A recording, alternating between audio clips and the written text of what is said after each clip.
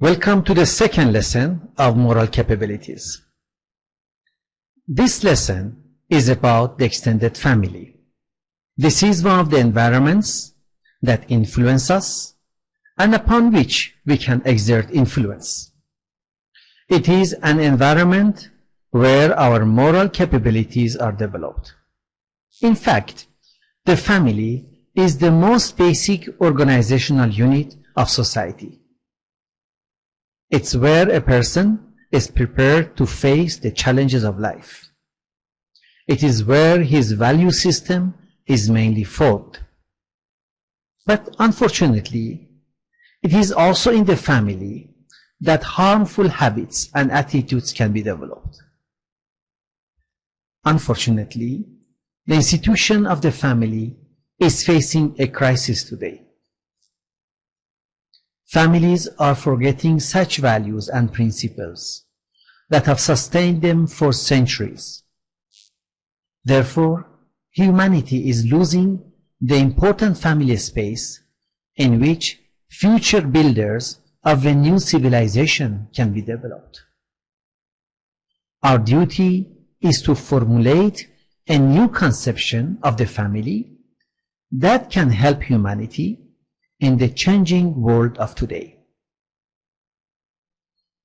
In this lesson, we are going to think about how the family should be so that it can act as one of the important social spaces in which moral capabilities can be practiced.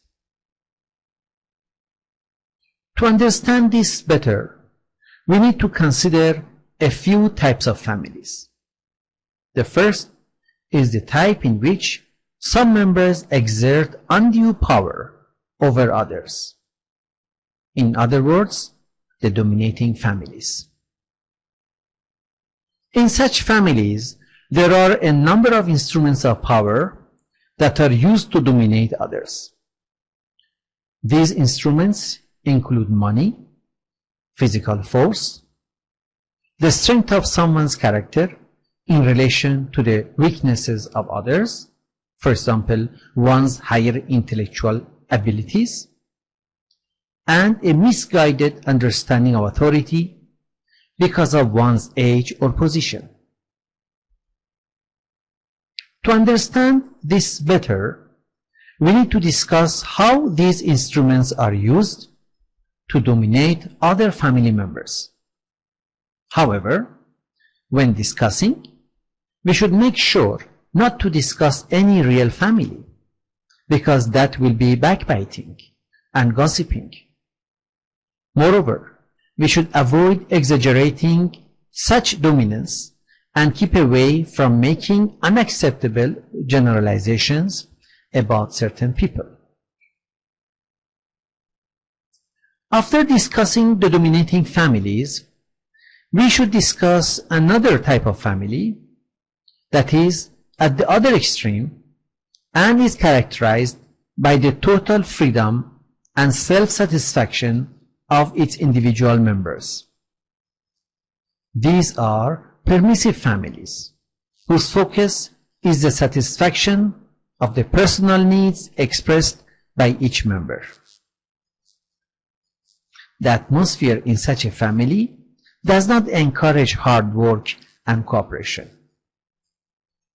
The children feel lonely and not loved.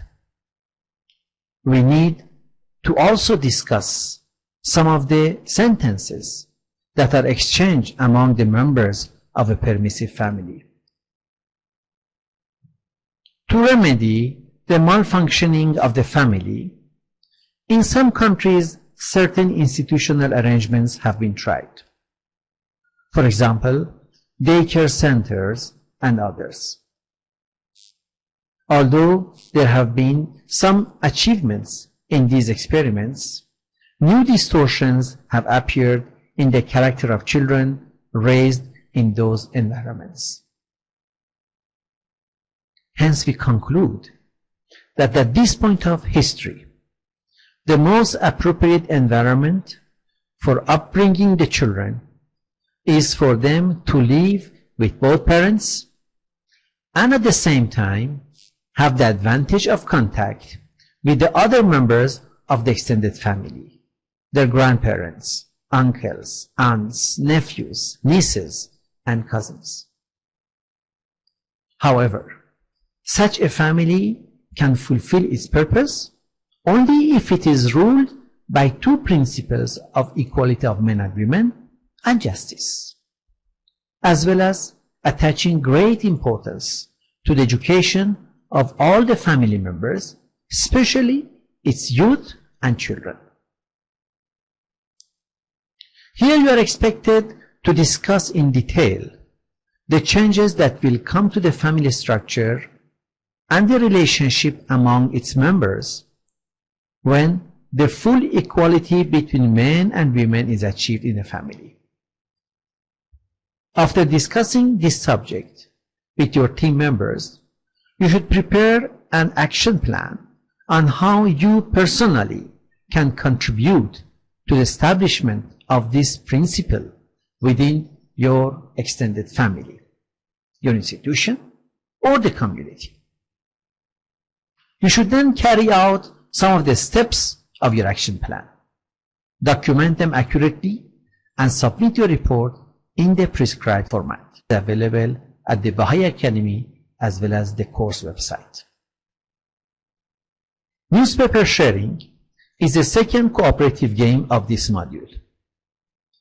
The objective of this game is to appreciate that a quality such as sharing, when practiced in the family, can make life more interesting, can bring more unity, and can stop wastage of the resources. Each group should be made of 4 to 5 members, with men and women having separate groups. Please refer to the game procedure for details. At the end of this lesson, another interesting activity has been suggested. It is performing a skit or role play about one or more themes discussed in this lesson. For example, how some instruments of dominance are used in some families, or what can happen in a permissive family. The duration of the skit should not exceed 5 to 7 minutes. After each performance, the audience will discuss the positive as well as negative aspects of the families shown in the skit.